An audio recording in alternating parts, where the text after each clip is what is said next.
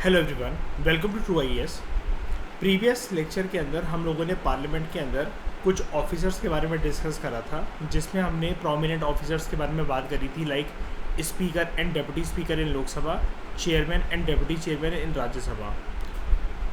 यहाँ तक हमने कंप्लीट तरीके से बात कर ली थी और लास्ट में फिर एक सेक्रेटेरिएट ऑफ पार्लियामेंट के बारे में हमने बात करी थी, as well as panel of chairpersons in Lok Sabha and panel of vice chairpersons in Rajya Sabha.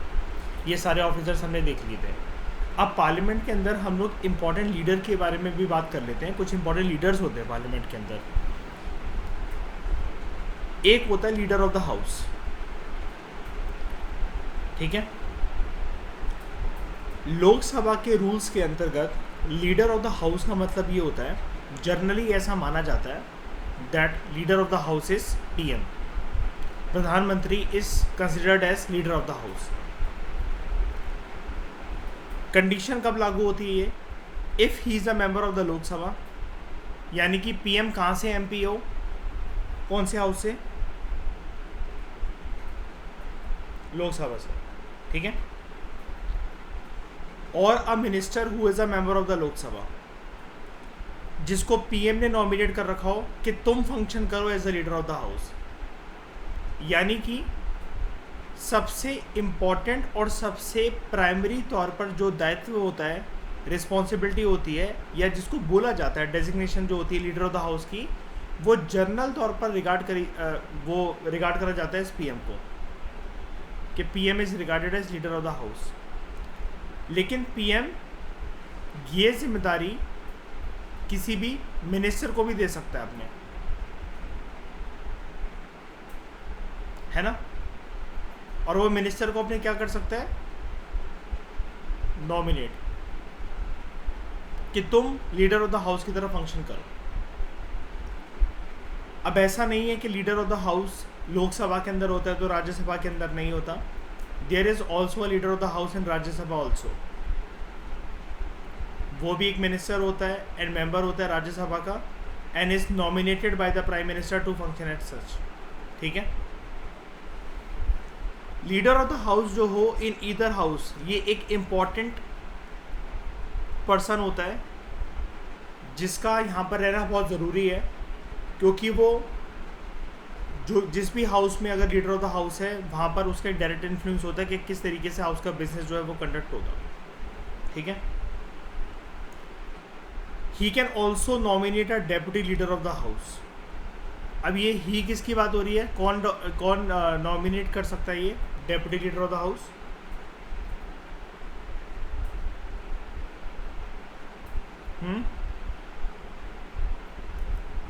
ये इसको कौन कर रहा था? पीएम ये जिम्मेदारी एक मिनिस्टर को दे रहा था, है ना। अब जो लीडर ऑफ द हाउस जो है वो एक deputy leader of the house को भी चुन सकता है। अच्छा, अगर ये प्रक्रिया तो हो गई हिंदुस्तान की, ये सेम डेजिग्नेशन, ये सेम प्रोसेस अगर हम लोग यूएसए में होना और अगर हम लोग इसको वहाँ पर डिस्कस करें तो उसको बोला जाता है वहाँ पर मेजॉरिटी लीडर,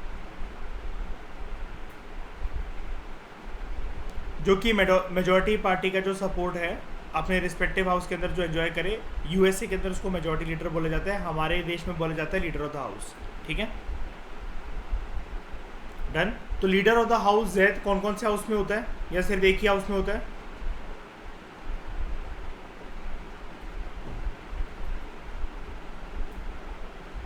बताओ Shreya, leader of the house कहाँ कहाँ होता है? दोनों हाउसेस में होता है, ठीक है। ज़रूरी है कि हमेशा पीएम ही बनेगा लोकसभा से लीडर ऑफ द हाउस? किसको? मनमोहन सिंह राज्यसभा के मेंबर थे, यस। और ओनली पीएम जो कि राज्यसभा से है, राज्यसभा से। बिल्कुल बिल्कुल, क्योंकि पीएम के लिए एक इम्पॉर्टेंट चीज़ क्या होती है?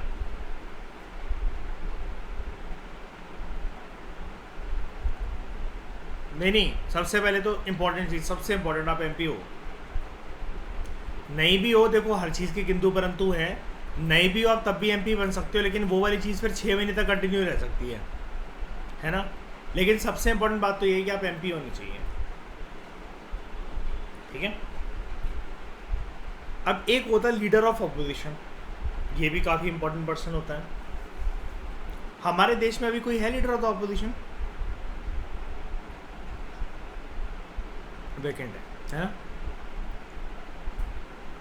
हर एक हाउस ऑफ द पार्लियामेंट के अंदर, चाहे वो लोकसभा हो चाहे वो राज्यसभा हो, there is leader of opposition. अब ये कौन होता है? The leader of the largest opposition party. अब इसकी भी डेफिनेशन होती है कि लार्जेस्ट ऑपोजिशन पार्टी किसको कहेंगे। यानी कि अगर करंट व्यवस्था की अगर आप लोग बात करो, कौन सी ऐसी पार्टी है जिसको सबसे ज़्यादा सीट जो है उसकी प्राप्ति है हो रखी है लोकसभा के अंदर, बताओ।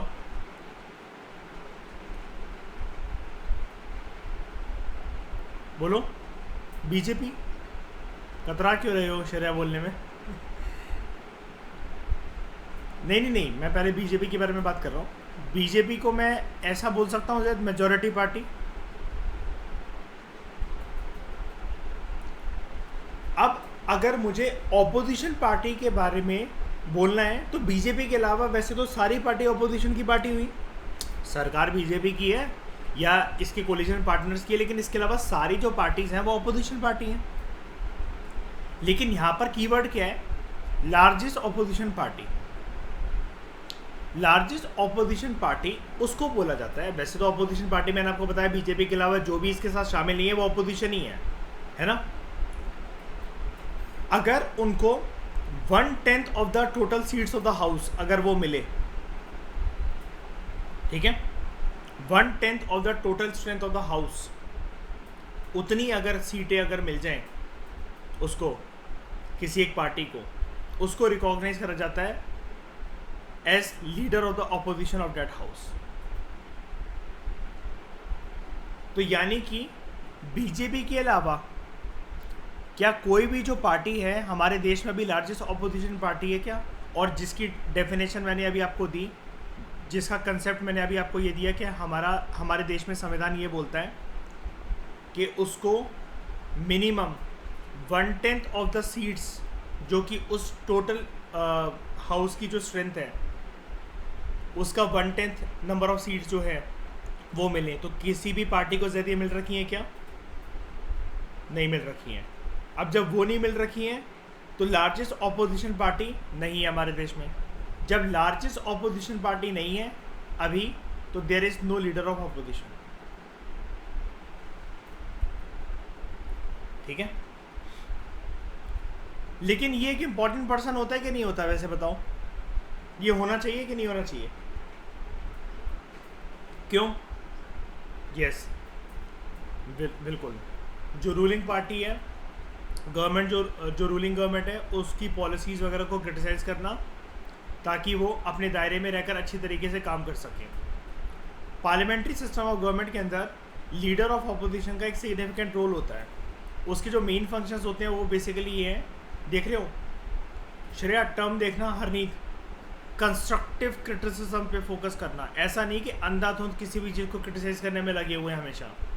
कंस्ट्रक्टिव क्रिटिसिज्म ये होता है कि आप मुझे मेरी गलतियां बताओ ताकि मैं और एक बेटर पर्सन बन सकूं। सिमिलरली सरकार को उसकी कमियां बताना ताकि सरकार और अच्छे से काम कर सके अल्टीमेटली, क्योंकि सरकार की पॉलिसीज़ का, सरकार के काम का इम्पैक्ट जनता के ऊपर आएगा। तो सरकार की अगर आलोचना, क्रिटिसिज्म अच्छे कामों के लिए अगर हो रही है या 19-20 का फ़र्क भी अगर सरकार के कामों में दिख रहा है और लीडर ऑफ द ऑपोजिशन या लार्जेस्ट ऑपोजिशन पार्टी अगर उसको, या कोई भी ऑपोजिशन पार्टी वैसे तो, लेकिन क्योंकि यहाँ पर लीडर ऑफ द ऑपोजिशन के बारे में बात हो रही है, तो जब वो लोकसभा के अंदर खड़े होकर पीएम को और दूसरे मिनिस्टर्स को उनकी कुछ गलतियाँ बताएंगे, जो कि बात टीवी पे रिकॉर्ड होगी, फिर अखबारों में उसकी एनालिसिस आएगी, एडिटोरियल्स आएंगे, जिसकी वजह से जनता जो है वो सरकार को हल्का फुल्का प्रेशराइज कर सकती है। एंड सरकार को जब ये रियलाइज़ होगा कि थोड़ी सी जो लहर है देश की, लोकतंत्र की जो लहर है, वो हमारे अगेंस्ट जा रही है या कैसे भी करके हमसे थोड़ा सा दूर जा रही है, तो हम जनता के भले के लिए अपनी पॉलिसीज़ को, अपने प्रोग्राम्स को और जो भी कानून व्यवस्था हम लोग लेकर आ रहे हैं उसको इस प्रकार से मोल्ड करें कि maximum welfare of the maximum masses ensure हो।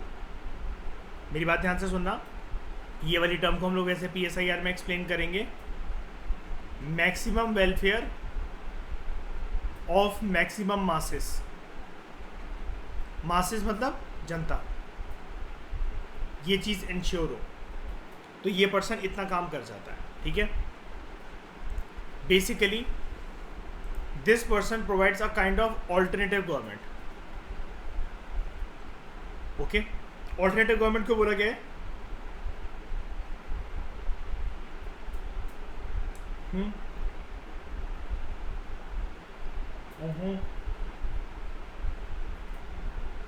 नहीं, रिजॉल्व होने की बात नहीं हो रही है।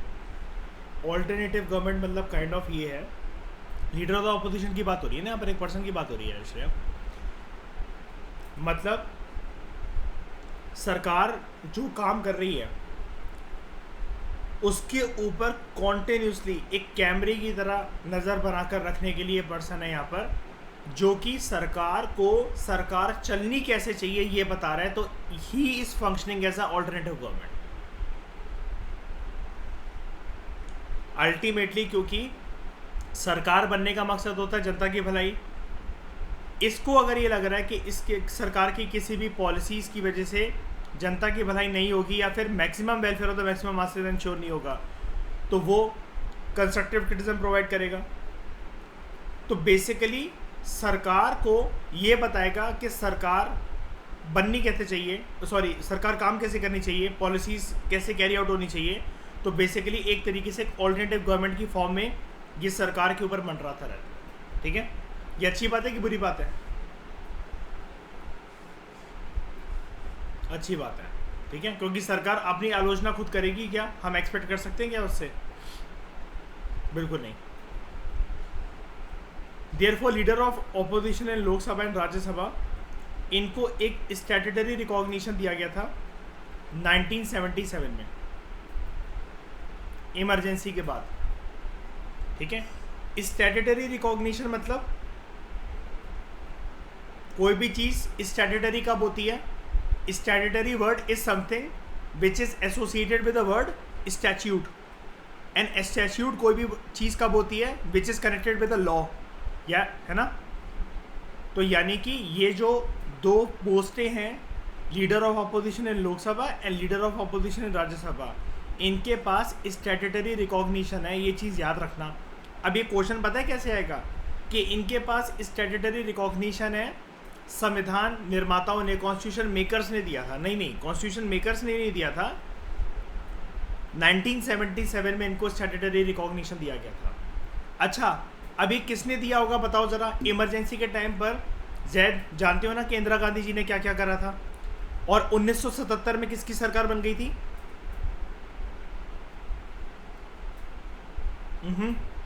जनता पार्टी, ठीक है, जनता पार्टी। याद है ना, जयप्रकाश नारायण, मोरारजी देसाई, जगजीवन राम। तो मोरारजी देसाई की जो सरकार बनती है उसके टाइम पर ये वाली चीज़ होती है, क्योंकि ये देखा गया कि इमरजेंसी के टाइम पर अगर एक पोजीशन ये बहुत ज़्यादा स्ट्रांग होती है, अगर Zaid leader of the opposition की, तो इंदिरा गांधी जी को काफ़ी हद तक क्रिटिसाइज़ करा जा सकता था, उनकी पॉलिसीज़ को रोका जा सकता था, जनता के सामने उनकी करतूतों को बहुत ज़्यादा अच्छे से रखा जा सकता था। तो ये रिकॉग्नाइज़ करा गया कि सरकार, करंट सरकार, और उसमें जो leader of the house, generally अगर वो पीएम है या अगर कोई वो मिनिस्टर है जिनको पीएम ने नॉमिनेट करा है as the leader of the house function करने के लिए, कुल मिलाकर करंट सरकार अंधाधुंध अपनी पॉलिसीज़ को मिसयूज़ करते ना चले, इस प्रकार से यूज़ करते ना चले कि लोकतंत्र को एक खिलौना समझ ले, वो डेमोक्रेसी को जैसे एक टॉय समझ लें। इसके लिए एक पर्सन जो है इफेक्टिव क्रिटिसिज्म, कंस्ट्रक्टिव क्रिटिसिज्म देने के लिए होना चाहिए, एंड वो पर्सन जो है वो लीडर ऑफ द ऑपोजिशन होना चाहिए, लोकसभा के अंदर, राज्यसभा के अंदर भी। इसलिए इनको स्टैट्यूटरी रिकॉग्निशन दिया गया। तो यहाँ पर आप लोग एक चीज़ लिख सकते हो, 1977 की जो बात है ना, तो आप यहाँ पर एक चीज़ मेंशन कर सकते हो, this was done post emergency period.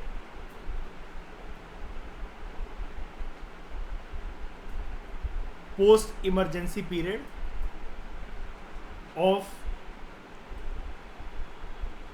1975। हमारे देश में हरनीत इमरजेंसी आपातकालीन की स्थिति लगती है 25 जून 1975। एंड उस टाइम पर कौन थे प्रेसिडेंट? इंदिरा गांधी जी ने, जिनको जैद सुबह 15 मिनट की मीटिंग वाइंड अप करते हुए क्या दिया था कि आप इमरजेंसी प्रोक्लेम कर दो। नहीं, फखरुद्दीन अली अहमद। ठीक है, इमरजेंसी को प्रोक्लेम करने वाले, देखो क्या होता है कि पीएम का डिसीजन होता है, काउंसिल ऑफ मिनिस्टर्स का डिसीजन होता है प्रधान्या इमरजेंसी को लगाने के लिए, लेकिन पीएम खुद आकर ये चीज़ डिक्लेयर नहीं कर सकते। उनको किसको बोलना पड़ता है? प्रेसिडेंट को।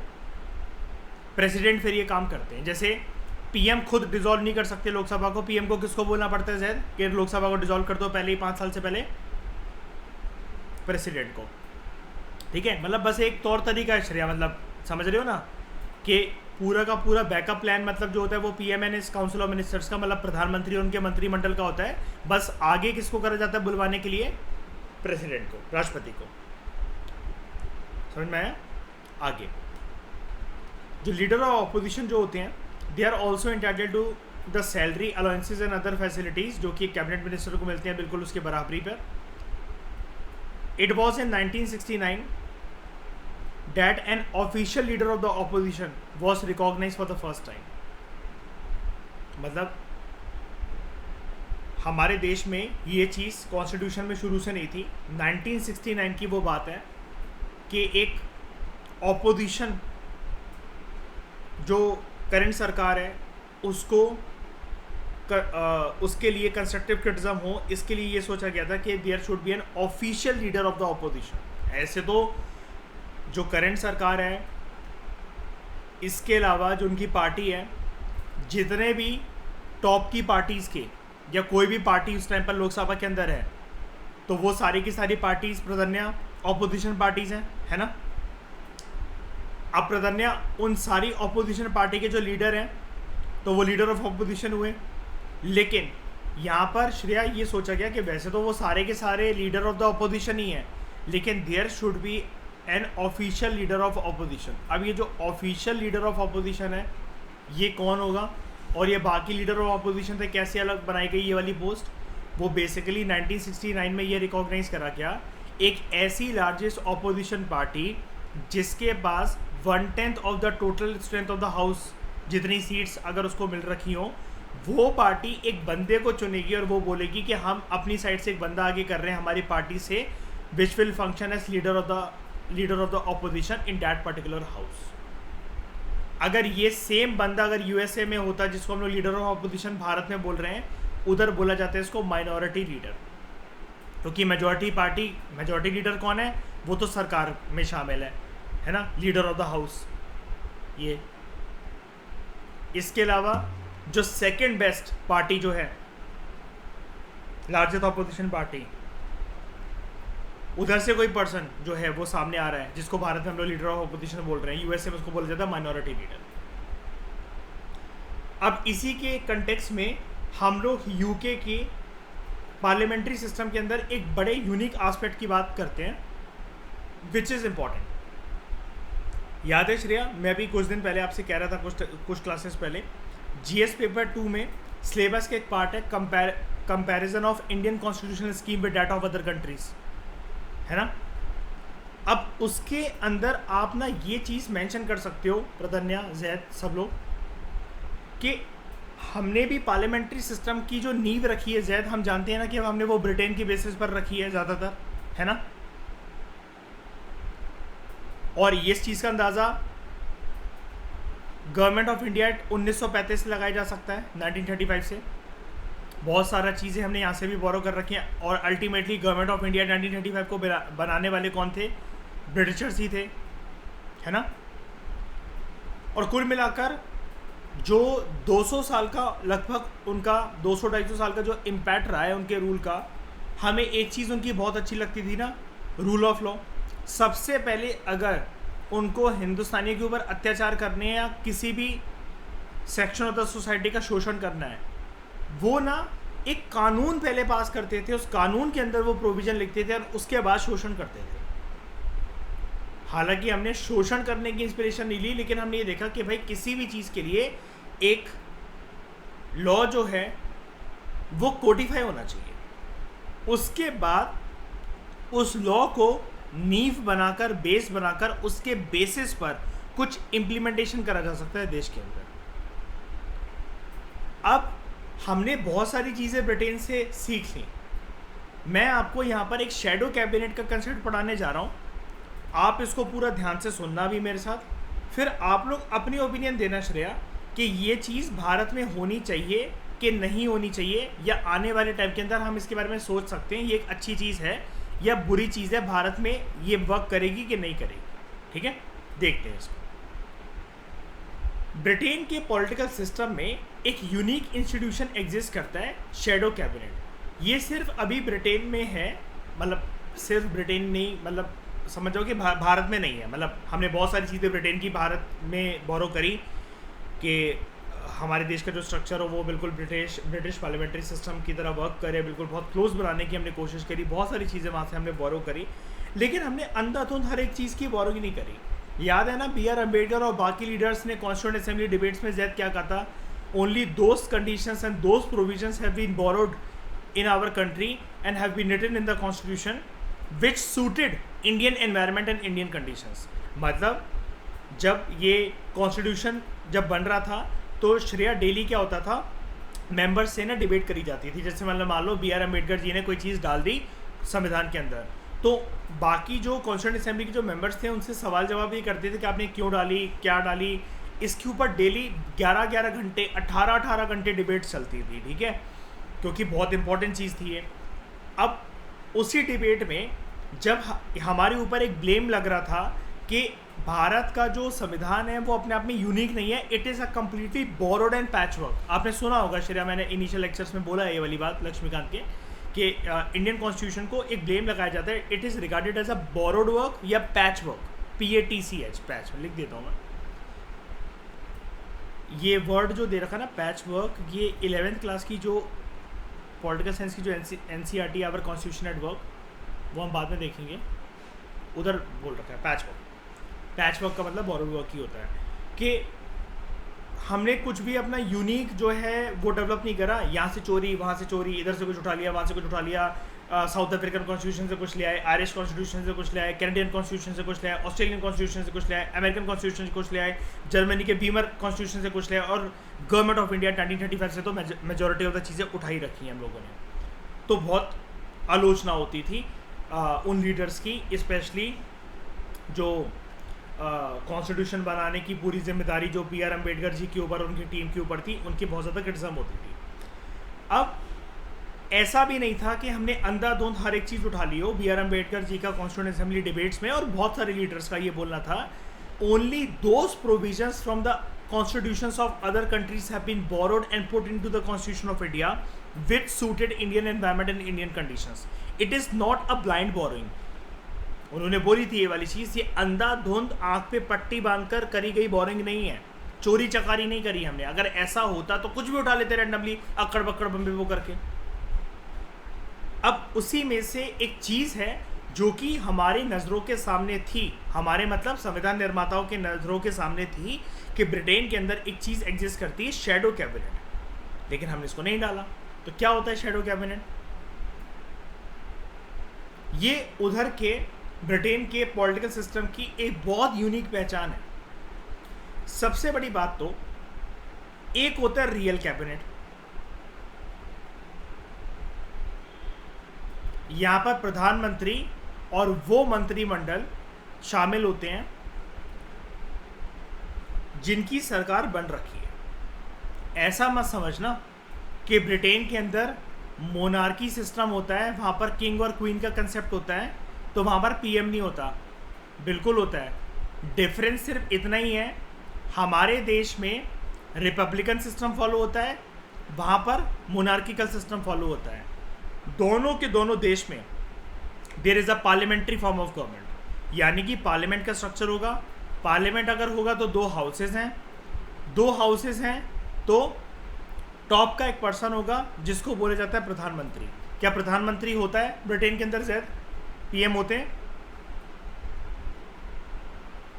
बिल्कुल होते हैं। नहीं होते? क्या कह रहे हो जब नहीं होते? होते हैं, ठीक है।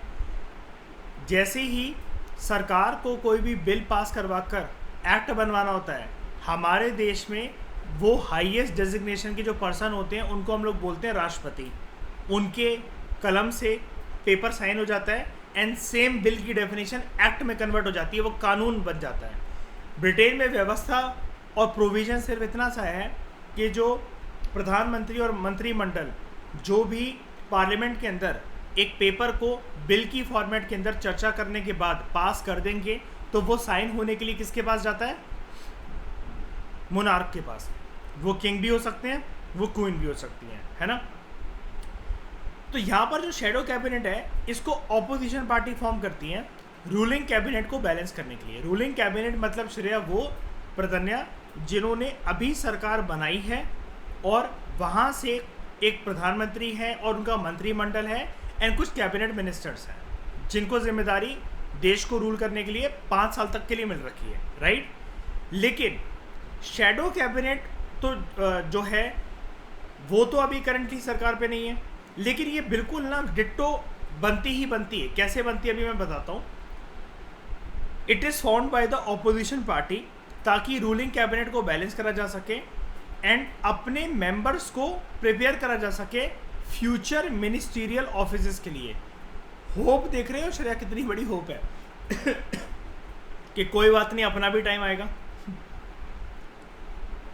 यदि लाइन का मतलब समझ रहे हो कि मतलब अभी तो नहीं है रूलिंग कैबिनेट का पार्ट, लेकिन होप है कि बिल्कुल इनकी परछाई की तरह काम करते करते, रूलिंग कैबिनेट की परछाई की तरह काम करते करते हम इनका कंस्ट्रक्टिव क्रिटिसिज्म, इफेक्टिव क्रिटिसिज्म कुछ इस प्रकार से करेंगे कि कल को अगर हमारी सरकार बनती है और हम उसमें अपना कैबिनेट बनाते हैं तो we will already be a trained PM, trained minister, ठीक है। शैडो कैबिनेट के अंदर क्या होता है ब्रिटेन के अंदर? Almost every member in the ruling cabinet is shadowed by a corresponding member in opposition cabinet. क्या मतलब है इस टफ अंग्रेजी का? यहां पर अगर एक पीएम, ये मैं बना रहा हूं, सबसे पहले 1 मिनट रुकना, इसको मिटाता हूं।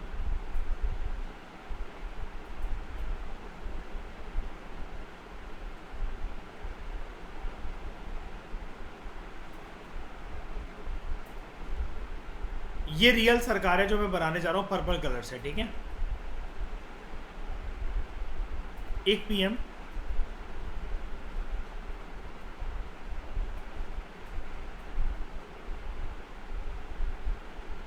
फाइनेंस मिनिस्टर, डिफेंस मिनिस्टर,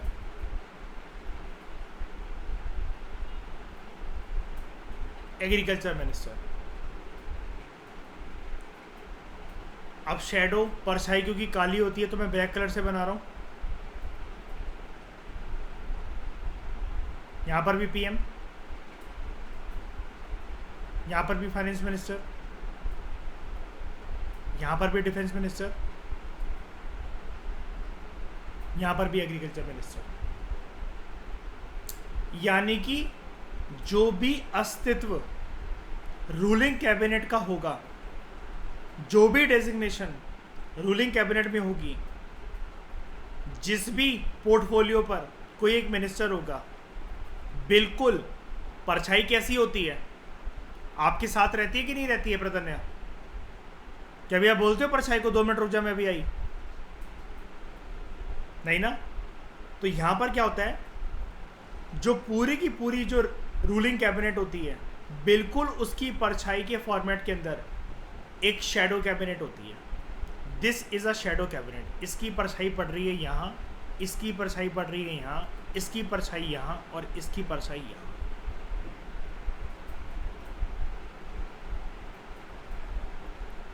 अब इसका मकसद क्या है समझते हैं।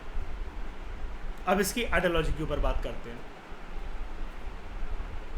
पीएम ने मान लो कोई एक डिसीजन लिए, 3 डिसीजन लिए, ये इमीडिएटली उन डिसीजन को एनालाइज करेगा। अब याद रखना, कंस्ट्रक्टिव क्रिटिसिज्म देगा। कंस्ट्रक्टिव क्रिटिसिज्म ये जो शेडो कैबिनेट के लोग होंगे, यहाँ पर जो शेडो पीएम होगा वो बोलेगा ये बात ठीक है, ये बात ठीक है, इसमें गड़बड़ी लग रही है, इसमें ये 2 चीज़ें 3 चीज़ें चेंज होनी चाहिए। अपनी रिकमेंडेशन देगा पीएम को,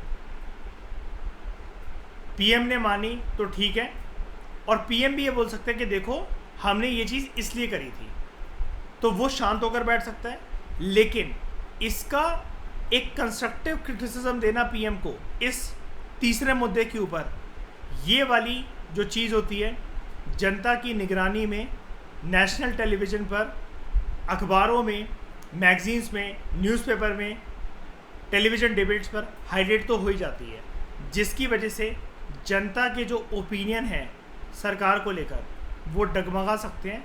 इसलिए पीएम इस शेडो पीएम की बात को सीरियसली लेगा।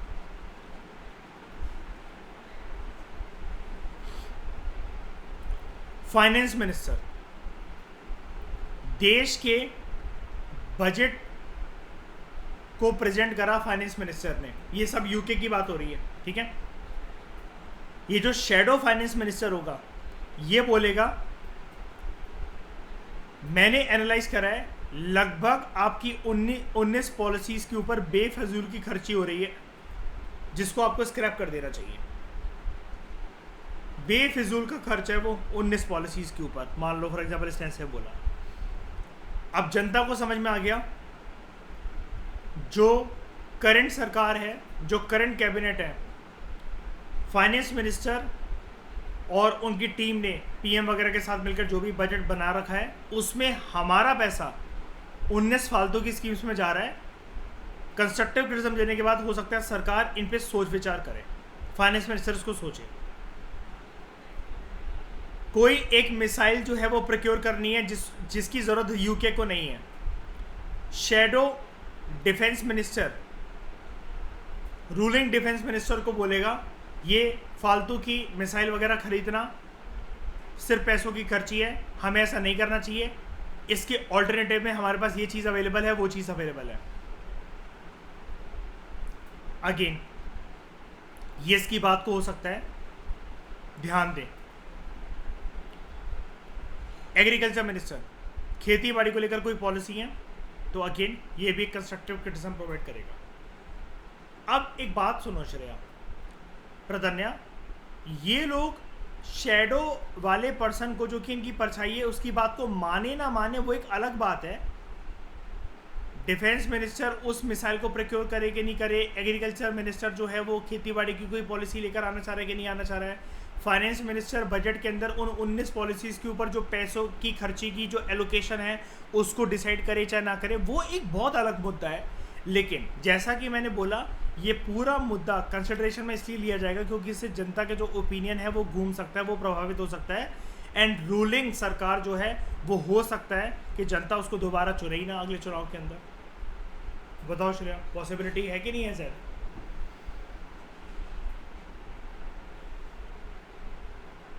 तो ये जो शेडो कैबिनेट होता है, it serves as an alternative cabinet, कि कल को अगर सरकार बदलती है, already readymade government is there, और इनको प्रिपरेशन करने की ज़रूरत भी नहीं है, क्योंकि करंट सरकार की पॉलिसीज़ को इतना क्लोजली ऑब्जर्व करते करते और उनको कंस्ट्रक्टिव क्रिटिसिज्म देते देते, इसलिए लिखी हुई थी ये वाली लाइन, कहाँ गया,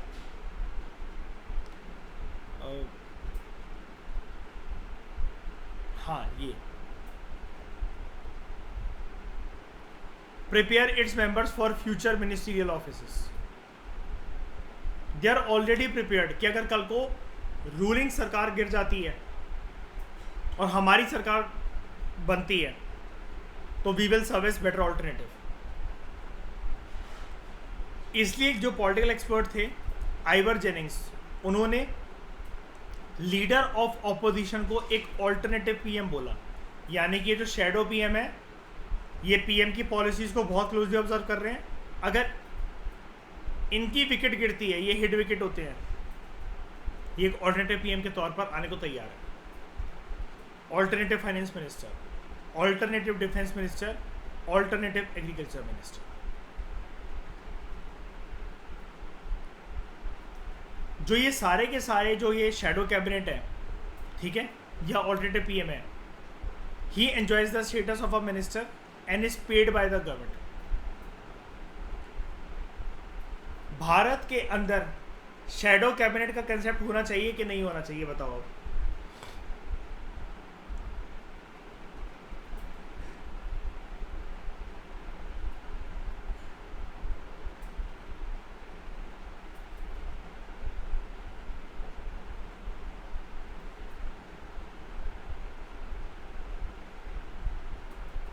देखो क्रिटिज्म होता है, लेकिन सरकार उसको सीरियसली का लेती है। या तुम बोल के चले जाओ कोई बात नहीं, और फिर देखो एक सेकंड, अगर वो क्रिटिज्म होता है, आप करंट एक बार के लिए पॉलिसीज देखो। जैद, इस चीज़ से तो डिनाई नहीं करा जा सकता कि देश में जो माहौल अभी है एंड जो इंदिरा गांधी जी के टाइम पर था, ऑपोजिशन पार्टी कुछ भी बोलती रहे, सरकार उसको नज़रअंदाज इस प्रकार से कर देती है कि हम ये भी कह सकते हैं कि कभी कभार मीडिया भी पिकी होती है एंड ऑपोजिशन लीडर्स कुछ बोलना चाह रहे हैं, लेकिन हो सकता है मीडिया हाईलाइट ही ना कर रही हो, क्योंकि रूलिंग गवर्नमेंट का बहुत ज़्यादा प्रेशर हो मीडिया के ऊपर। बताओ, इस माहौल को तो डिनाई नहीं करा जा सकता ना हमारे देश के अंदर, हम भी जानते हैं वाली बात। अगर वहाँ पर शैडो कैबिनेट अगर आ जाए तब तो दिखाना ही पड़ेगा। ये मजाक नहीं है, क्योंकि शैडो कैबिनेट है ना, कि आप इसको नहीं दिखाओगे, इसको हाईलाइट नहीं करेंगे।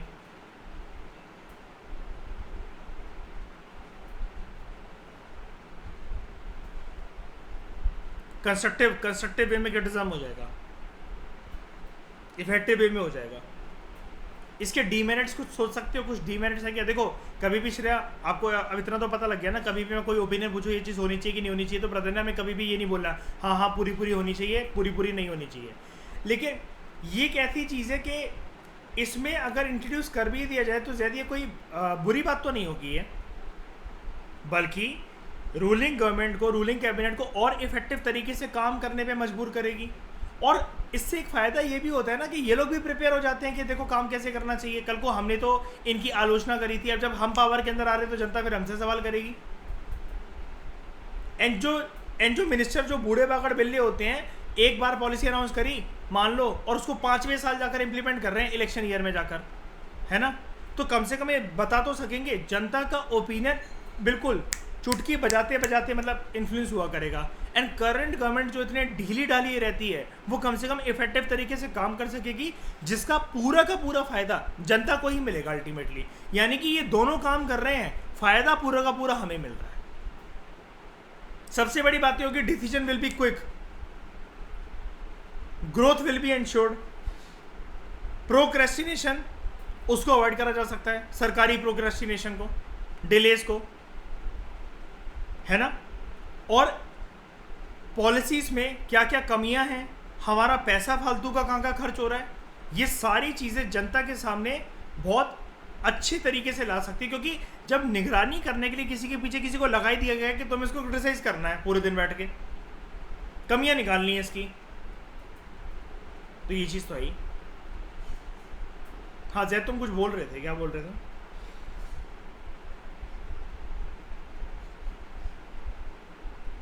और अच्छी वही वाली बात है कि पॉलिसीज और अच्छी आएंगी, फिर बेटर आएंगी, उनके अंदर क्या क्या चेंजेस आने हैं, क्या क्या अमेंडमेंट्स करे जा रहे हैं, ये और अच्छे से हो सकेगा, मतलब बदलते वक्त के साथ, बदलते हालातों के साथ।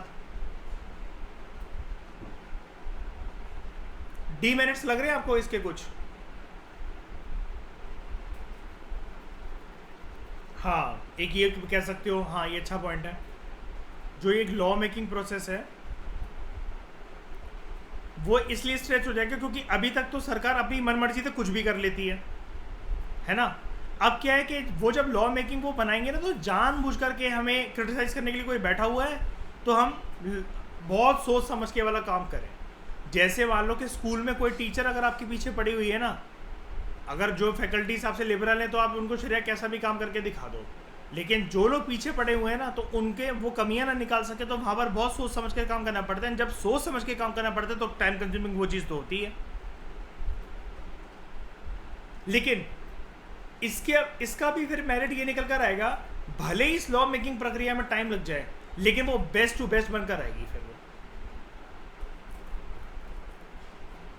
फिल्टर्ड होंगे डिसीजंस काफ़ी, ये भी एक अच्छा पॉइंट है, इसको लिख सकते हैं ऐसे,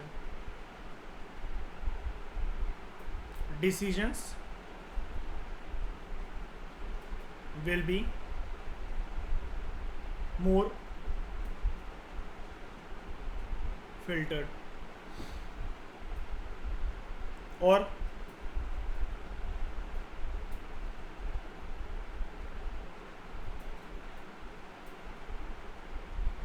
कुछ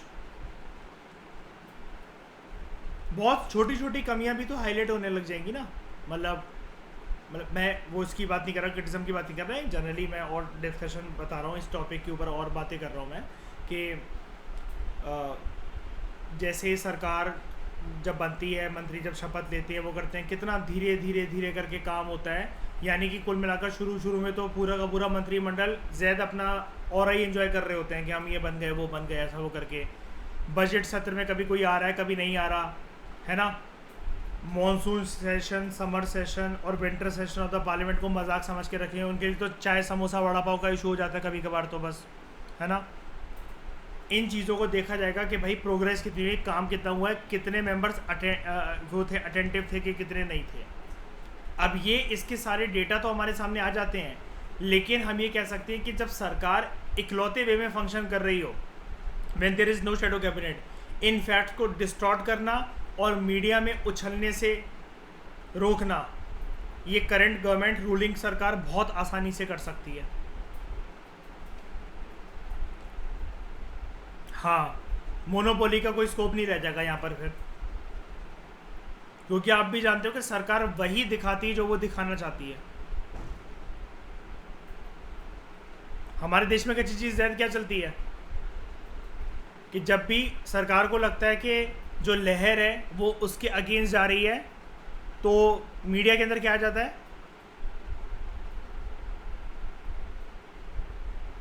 है श्रेया? सरकार को जब भी लगता है कि जो लहर है, जो ओपिनियन है, उसके अगेंस्ट जा रहे हैं, तो मीडिया के अंदर क्या आने लग जाता है? क्या कह रहे हो शायद? हिंदू मुस्लिम नहीं, कोरोना।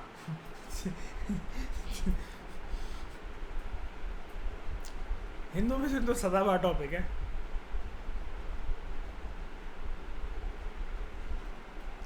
अब बात करते हैं विप की।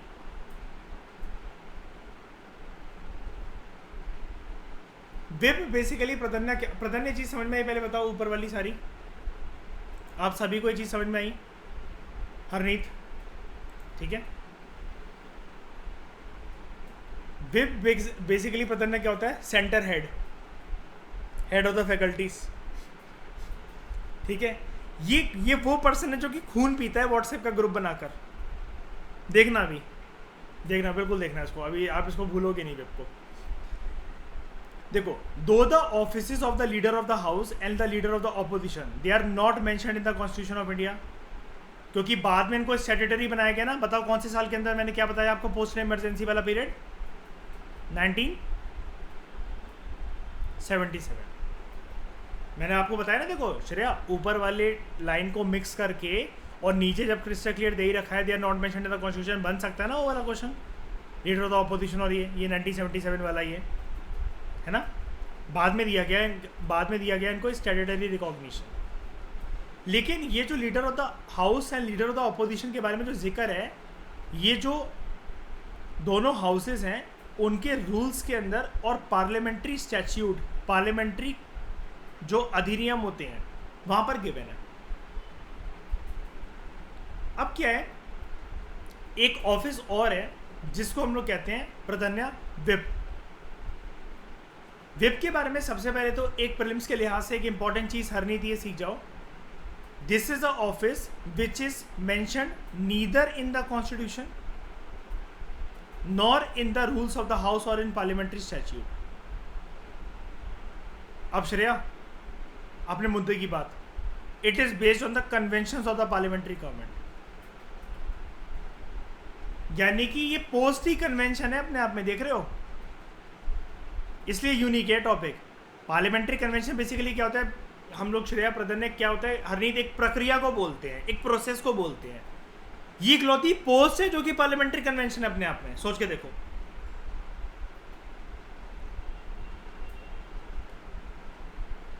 ठीक है।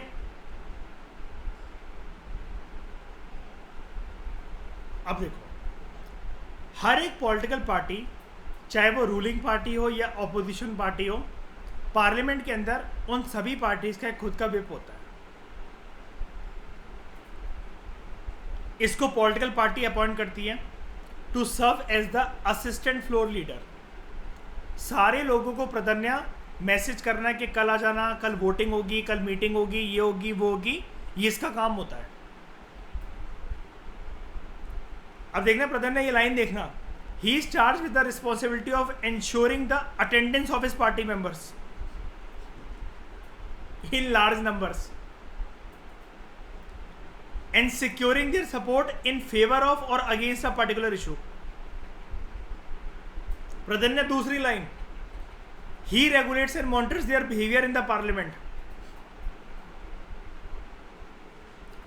Members are supposed to follow the directives given by the whip, otherwise disciplinary action कि स्ट्रॉ डाल के उनका खून पी लिया जाएगा, this can be done. याद आ रही है प्राधान्य टॉपिक को पढ़ के किसी की? सेम लग रहा ना बिल्कुल यहाँ पर। तो बस ठीक है, यही है। भी समझ में आ गया ना पहले बताओ?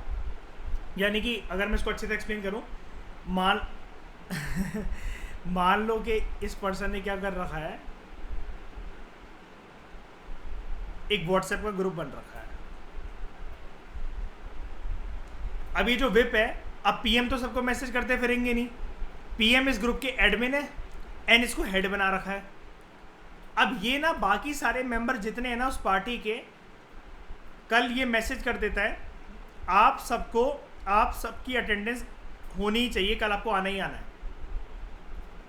जब कल ये मुद्दा उठेगा पार्लियामेंट के अंदर, आपने उस डिसीजन में नो बोलना है।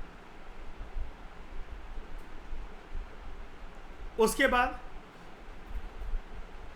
ये फिर टैग कर देगा किसी को कि एबीसी मेंबर और XYZ मेंबर, आप पार्लियामेंट के अंदर बोलते बहुत ज़्यादा हैं, छवि खराब कर रहे हैं हमारी पार्टी की, आप कम बोला करिए।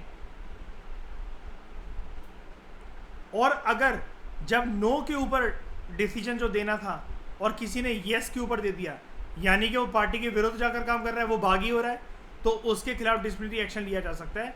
विप जो है सीधा जो पार्टी हाईकमान होगी उसको बोल देगा, ये देख लो हमने क्या इसको करने को बोला था और ये इसने क्या कर दिया, ये बागी हो रहा है, इसको शायद से दूसरी पार्टी ने, रूलिंग पार्टी या किसी अपोजिशन पार्टी ने पैसे खिला दिए और ये उनकी तरफ ओरिएंट हो रहा है।